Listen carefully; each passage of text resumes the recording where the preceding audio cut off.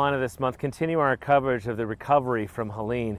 We have heard horrifying stories about rescues in western North Carolina, but it's not all about human rescues. The stories of animal rescues, too, are harrowing. Scenes like these played out across western North Carolina after Helene. But these are scenes you may not have seen. The stories of animal rescues. He had spent his whole life in a pen and would have died in there. And in this case, the story of a shelter itself wiped away by the floods. So many lives have been saved in that building, and it's gone. In this Montreat neighborhood, inside this residential home. Tell me where we are. Yeah, so we are in our temporary work facility. An animal shelter without an animal in sight. Working on rebuilding our organization to be a foster-based organization. You see, Brother Wolf Animal Rescue should be here in Asheville, but Helene had other plans.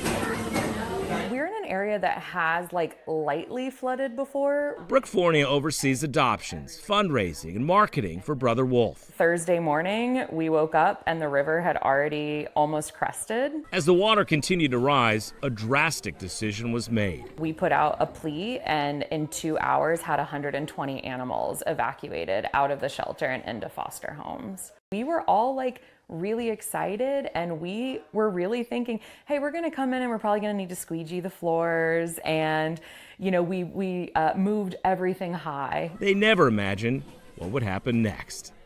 Without cell service, Brooke's boss showed up at her house, and they tried to get to the shelter. We saw that the shelter, only the peak of the roof was still out of the water, and that was after the water had receded. So we were like, okay, it's gone. Home videos show they made the right decision to evacuate. This is video one of our employees. This was from her apartment, which was on the connecting corner of where Brother Wolf was located, and that was right outside the shelter. This is morbid to ask this, but yeah. Did you think about what if we didn't? I mean, yes, I think you do unfortunately go there in these times, and we kind of all collectively agreed that would have been, we wouldn't have been able to come back from, personally, individually, we wouldn't have been able to move forward. But they still had 120 animals in temporary homes and no cell service. They had employees who were impacted too, and animals who needed help now. We partnered with a few other organizations and set up a temporary mobile unit. And every morning by 9 a.m., there was already an 8-hour line. 8 hours. In the first 7 weeks, they helped 1,200 animals. Remember those 120 foster animals? They all went to new shelters, some as far away as Massachusetts. But there's some incredible news on that front. We've heard from our partners that every single animal that we transported was adopted. But it does not erase the memories of what they experienced and the uncertainty moving forward now. I think seeing the shelter underwater, it was really, really tough. So many lives have been saved in that building, and it's gone. Sorry. Don't apologize. I think there, especially in the beginning, was fear of if we were going to be able to rebuild a shelter. Knowing that that's thousands of animals every year depend on us, and thinking that that might go away and what that would mean for those animals is unimaginable.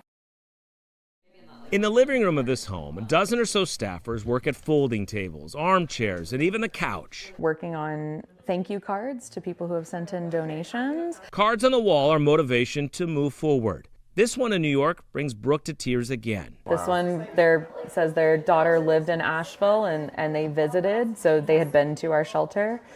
Oh, it says that her daughter is now deceased. Please accept the small donation raised in a yard sale for this purpose in my daughter's name, Julie Lovelace. Wish it was more. The stories from the mobile clinic will break your heart. There's Gandalf, rescued by a neighbor who knew it lived in a pen outside. And so was evacuating herself and her family and thought about this dog, put her own personal safety at risk, went across debris, swam in water and cut this animal out of an outdoor pen where that would have been the last of his life. Continuing to help even without a shelter. Donors have come forward offering matching funds up to $1.5 million through the end of the year. But they've learned a flood can destroy their building, it cannot destroy their mission. Brother Wolf isn't a facility, it's like who we are. Battered, but not broken, much like the 1,200 animals they've helped since late September. All right, folks, we are out of time, but I can promise we'll be back over and over to continue following the recovery from Helene. But as always, it's time to hit the road to find more incredible